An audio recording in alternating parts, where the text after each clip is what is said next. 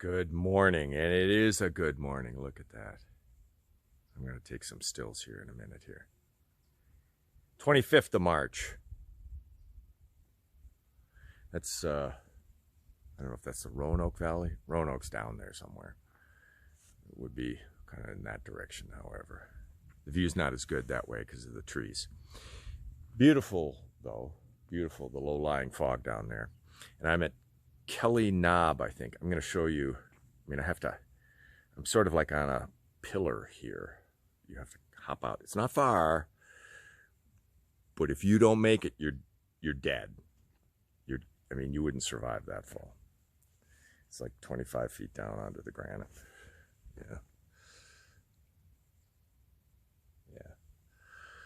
So I'm going to be really careful. I'll show you some when I flip the camera around. I don't want to get crazy here. So this morning, I had great aspirations. I'm going to get up at 5 o'clock, and I'm just going to, first light. I'm just going to, be pounding it out. And 5 o'clock came, and I woke up at 5. Oh, it's so warm in the sleeping bag. Oh, it's so nice.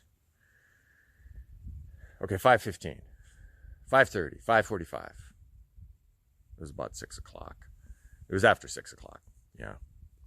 But before I finally deflated my air mattress. And most thru hikers on the AT use an air mattress. They don't use a solid foam pad. I use both, but it is the sort of, I don't know what the word is, the saddest sound, the most desperate sound in the world for a thru hiker is to hear someone deflate their air mattress while they're lying on it in the morning, because that's the way you do it. Your body's still on it. You want to force the air out. And then if there are other people in the shelter, there was no one in the shelter with me last night, but if there are other people in the shelter, everybody's like, okay, I suppose I better too. Because it's the point of no return. You're not going to be staying in your sleeping bag anymore because you're lying on the hard wood. Okay. Wow. Great clouds out there. Let me take some stills.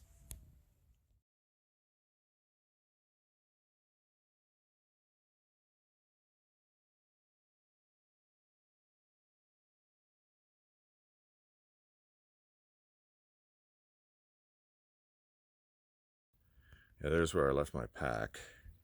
And I'm over here. But here's the rock hop that you have to go over.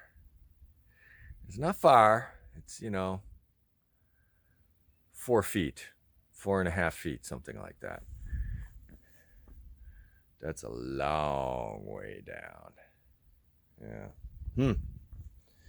Okay, well, I got to get back to my pack.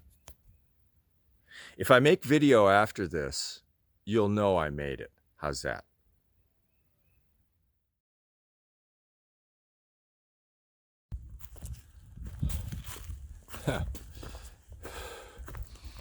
The weather forecast had been very positive as of yesterday. Came around the corner here, some ominous looking clouds that are coming in. And so I just checked atweather.org, and turns out now I have a 90% chance of precipitation before 5 p.m., which I'll probably get to the car 5 or 6 p.m. Oh well. No pain, no rain, no Maine.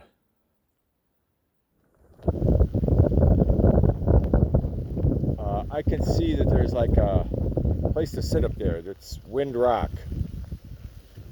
Not much of a side trail, but I'm not going up there. There's nothing to see. It's steadily raining. Moving on.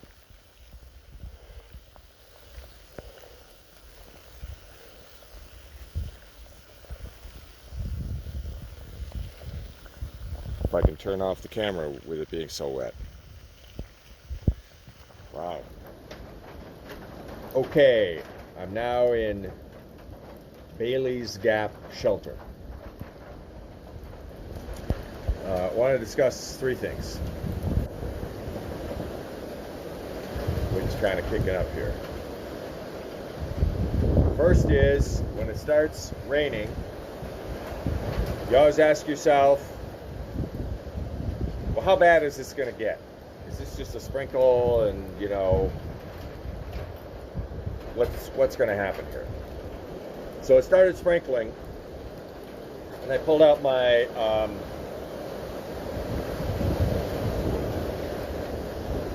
wow, hope we don't lose one of these trees. Pulled out one of my pulled out my umbrella. And normally, if it's just a sprinkle, no problem. You know, I just put on the umbrella.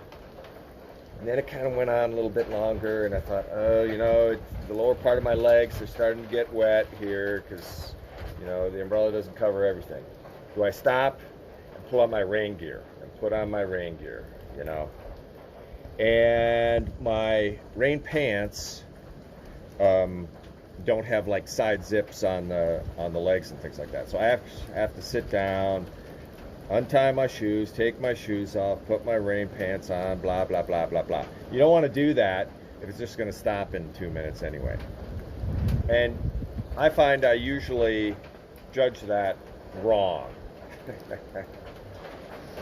But it was going on for a little while, and I said, you know, if it goes on much longer than this, you might as well not even put the rain pants on because your pants are going to be wet underneath there.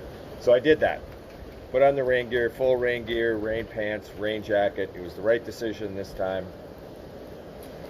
You know, eventually sort of the pants get, you know, wet underneath there. But I always seem to get that wrong. So that's point number one. You know, always like, what, you know, do I stop? Do I put on the rain gear or not? I usually get it wrong. Today was pretty good. Second point. When it's raining, you don't stop. So it started raining right after I left Warspur. Well, that was 8.8 miles ago. I haven't stopped for a break. Not a swig of water. Nothing. So that was, I don't know, 4 hours ago, maybe more. You just kind of, you know, why stop? And the forecast, when I saw the black cloud, I looked at the forecast, the current forecast for this area, 1/10 to 1/4 inch. Now it's been more than that. I'd say it's 3/4 of an inch, an inch. The AT is a mess. It's a lot of puddles now and things like that. Sometimes they get it wrong. Third thing that I wanted to say was, oh, I'm going to have to grab the umbrella here. It's blown away in the wind. So I have this backpacking umbrella. This one's from Z-Packs, but it's pretty much the same umbrella that you get from other manufacturers. And, you know, it's got carbon fiber stays and all that stuff.